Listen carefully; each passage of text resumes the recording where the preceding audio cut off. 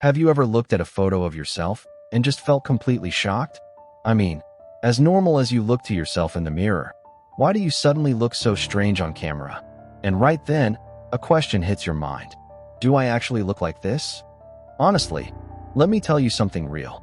That question isn't small. To many people, it's just a bad photo. But deep down, it strikes right at your identity. Because you've lived your entire life with this face. But maybe, you've never actually seen it properly. Sounds a bit weird, right? But hold on a second. I'm going to tell you something that won't just change how you look at photos. It will completely shift how you think about how other people perceive you. Because the real truth is, the face you recognize as your own, other people don't see it. Yes, literally, they don't. Now you might be asking, wait, how is that even possible? Because I look at myself every single day. In the mirror, in selfies, on video calls. So where's the confusion?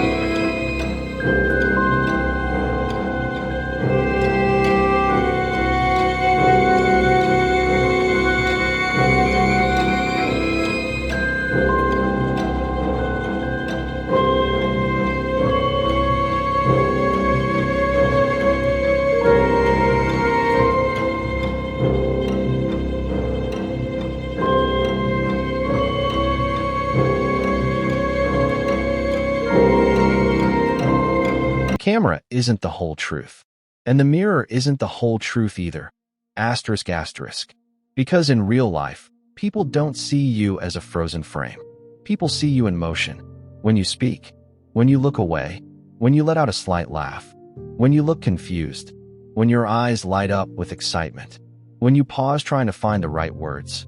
They see you as a living symphony of all those moments. A still image is never a whole person. One angle isn't your personality. A bad photo isn't your face. But do you know where the real problem lies? Have you ever noticed that even if a photo of your close friend isn't objectively perfect, you don't look at them and think they look weird? Why? Because you aren't looking at their face. You are looking at them. You feel their energy. You hear their tone. You sense their vibe. But with yourself, you don't feel the vibe. You judge the freeze frame. And this is where most people get it wrong. They think, I look awkward in photos, which means I am an awkward-looking person. No, those are not the same thing. Let me give you a reality check. A lot of facial insecurity doesn't actually start with your face.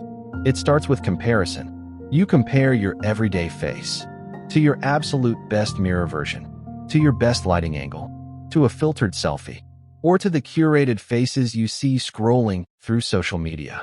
And naturally, you feel off. But wait, those same people you think look effortlessly gorgeous or attractive online. You have no idea how many strange, deeply truth is. People aren't measuring your facial asymmetry. They aren't analyzing your left profile versus your right profile.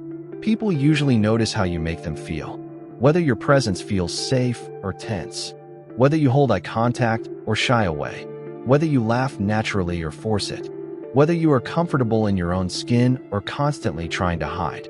You might be surprised to hear this. Sometimes people perceive you differently not because of your physical face, but because of your self-consciousness.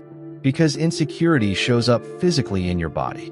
If you are constantly thinking, how do I look right now? You can never be fully present in the moment. Your words stumble. Your smile becomes half-hearted. Your movements get stiff. And you know the ultimate irony? In trying to micromanage your face, you end up losing your presence. And people feel your presence long before they ever analyze your face. The real shift happens when you realize this. People don't inspect your face nearly as much as you think they do, because everyone is far too busy trapped inside their own head. None of these single-handedly define you. Together, they are just an imperfect approximation of a living human. So what is the practical takeaway from all this? It's simple. A huge portion of what you consider a flaw is simply unfamiliarity, and a huge portion of what you consider the ugly truth is just your emotion on that specific day. On days when your mood is heavy, your face looks worse to you. On days you experience rejection, your photos look uglier to you. When your self-worth hits a low point, even the mirror stops being honest with you. Because human perception is never neutral. Your internal feelings project outward onto your face. That's why the exact same person can look in the mirror one day and feel entirely okay, and look at the exact same face the next day and feel broken. Your face doesn't always change. Your feelings do. So you might ask, okay, what should I actually do about this? First, never use a bad photo as hard evidence against yourself. Second, stop defining your self-worth by a mirror reflection or a selfie angle.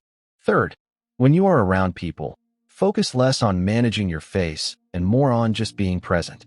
Because people rarely fall in love with absolute facial symmetry. They fall in love with genuine, authentic presence. And let me leave you with a personal thought. You might still believe that people are staring at that one thing on your face that you consider a massive, glaring flaw. But chances are, the people around you have already accepted that exact detail as part of your identity. Just like how you might notice a close friend's slightly crooked smile. You don't see it as a flaw. You see it as the signature quirk. You are a moving, breathing person. A feeling, a presence. And most of the time, people won't remember the exact structural dimensions of your face.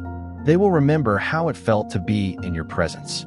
So the next time you pause while looking at a photo of yourself, and that sinking feeling hits, is this really how I look? Maybe you can try thinking about it a little differently. Maybe the answer isn't, yes, that's the ugly truth. Or, no, the camera is lying. Maybe the real answer is simply, that is just one version of me. It is not the whole me. And honestly, once you truly understand that, the quiet war you fight with yourself gets just a little bit easier to win.